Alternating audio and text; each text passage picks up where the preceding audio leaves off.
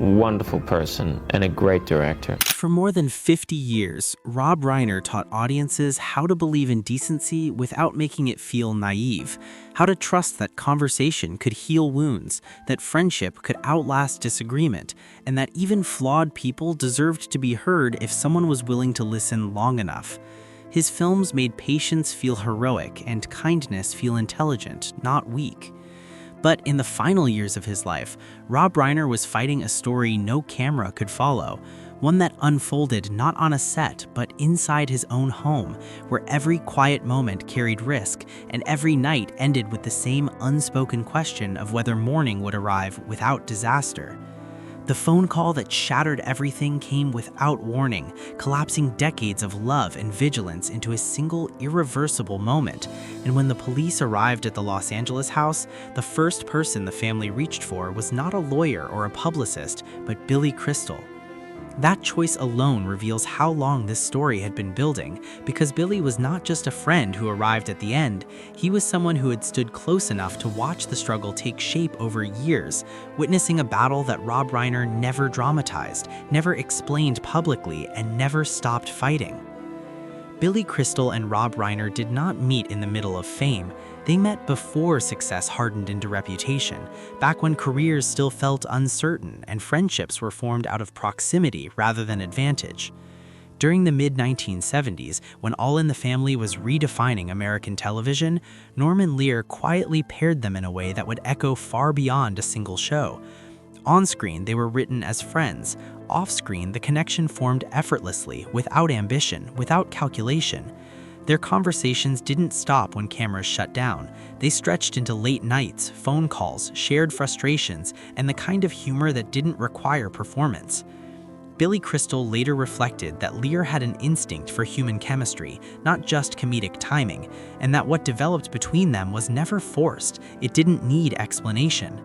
When Billy eventually relocated from New York to Los Angeles, Rob Reiner was one of the few people who made the transition feel survivable, someone who anchored him in a city that often dissolves relationships as quickly as it creates them. As their careers expanded, neither man needed the other professionally, which only strengthened the bond. Billy Crystal built a reputation as a performer who read rooms rather than dominated them, while Rob Reiner slowly transitioned from acting into directing, discovering that his real talent lay not in being the loudest voice, but in creating space for others to shine. That shared philosophy became the backbone of their friendship. They didn't compete, they didn't need validation from one another. By the time When Harry Met Sally came together, their relationship had matured into something rare in Hollywood: trust without fragility. The film worked not because of clever writing alone, but because both men understood rhythm, restraint, and when to let silence speak.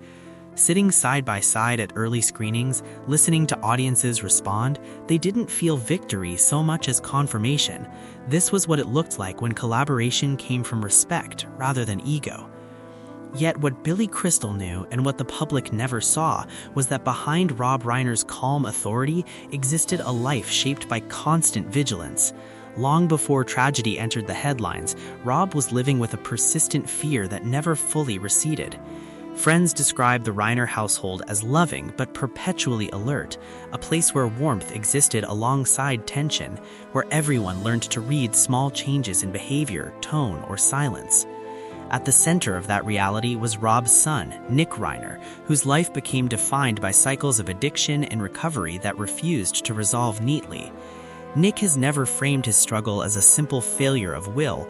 He describes it as an internal invasion, a voice that arrives uninvited, offering relief while erasing consequence. What terrified the family was not the intensity of that voice, but its persistence. It didn't require crisis to appear. Ordinary days were enough. For Rob Reiner, fatherhood shifted from guidance to endurance. He did not see his son through the lens of morality or public image. He saw illness. He spoke about addiction not as a character flaw, but as something that hijacked judgment and demanded a different form of love, one grounded in boundaries rather than rescue. That perspective cost him sleep, certainty, and peace. Over the years, Nick entered treatment repeatedly, each attempt igniting hope, each relapse resetting the emotional clock. Rob continued directing films that celebrated empathy and dialogue, while privately living a reality where no amount of understanding could guarantee safety. Billy Crystal watched this quietly, close enough to understand that Rob's optimism on screen was not denial, but discipline, a refusal to surrender to despair even when exhaustion made it tempting. In 2015, Rob and Nick attempted something both artistic and deeply personal by working together on Being Charlie, a film rooted directly in their shared reality. On paper, it was a creative collaboration. In practice, it was an attempt to find a language they had never fully shared. Nick later admitted that growing up, he and his father loved each other but spoke different emotional dialects. Rob expressed care through structure, consistency, and work. Nick lived inside chaos. The film didn't cure addiction, it didn't resolve their history, but it created a temporary bridge, a moment of shared understanding that neither man mistook for permanence. For Rob, it was another attempt to keep his son anchored to life, even if the anchor only held briefly. That pattern defined the Reiner family for years: hope followed by caution, relief followed by fear, silence that felt earned until it stretched too long. On the weekend everything collapsed, nothing appeared immediately out of place. A social gathering, familiar conversations, minor tension that didn't feel unusual for a family long accustomed to friction. No one marked the night as significant because they learned to not overreact. That restraint, born of experience, delayed alarm. When communication stopped, it took time before concern turned into action. And when the house was finally entered, the reality that emerged was too heavy for explanation. In that moment, Rob Reiner's daughter did not reach for institutional help first, she reached for Billy Crystal. Billy arrived not as a public figure, but as someone who had earned the right to stand inside that private devastation. He did not speak to cameras, he did not frame events. His presence alone communicated the scale of loss. Later, when he referenced the line about how every life leaves a hole when it disappears, it was not a tribute crafted for consumption. It was a simple truth spoken by someone who understood exactly what had vanished. Rob Reiner was not just a director, not just a collaborator, but a constant. A call that would no longer be answered, a presence that had quietly steadied decades of life. As the legal system moved forward, the story shifted from grief to consequence. Rob Reiner was charged with first-degree murder, denied bail, placed under suicide watch. The machinery of law replaced the language of family. The case raised questions that extended far beyond guilt or innocence, touching on mental illness, responsibility, inheritance, and the impossible position of a family forced to navigate all of it at once. Rob Reiner's estate, built over a lifetime of work, entered legal suspension, even as its resources funded the defense of the son accused of ending that life. To outsiders, the optics were shocking. To those who knew Rob, the decision was tragically consistent. He had always believed that his son's life mattered more than his reputation. Hollywood responded quietly. Friends appeared without announcements. The comedy world, built on laughter, confronted a grief it could not soften. And slowly, Rob Reiner's legacy began to shift in public memory, not away from his films, but toward the fuller truth behind them. His belief in dialogue was not theoretical, it was lived, tested, and ultimately broken by circumstances no amount of love could fully control. His films promised redemption, but his life revealed a harsher reality, that sometimes devotion does not save, sometimes patience does not cure, and sometimes even the most disciplined love cannot prevent catastrophe. Billy Crystal's silence in the aftermath was not avoidance, it was respect.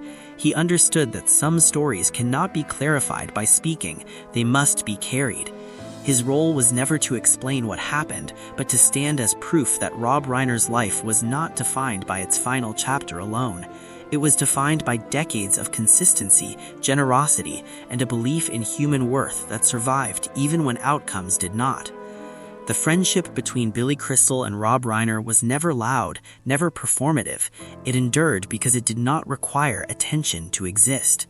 And in the end, that may be the clearest measure of Rob Reiner's life. Not the awards, not the films, but the people who remained beside him when belief was hardest to sustain. This story does not end with resolution. The law will continue its process. Verdicts will come. But beyond all of that remains a quieter truth that cannot be litigated. Rob Reiner believed in listening. He believed people were more than their worst moments. He lived that belief until the very end, even when it demanded a cost no parent should have to pay. And perhaps the most difficult lesson left behind is not about justice or legacy, but about the limits of love itself. Some battles, no matter how fiercely they are fought, cannot be won.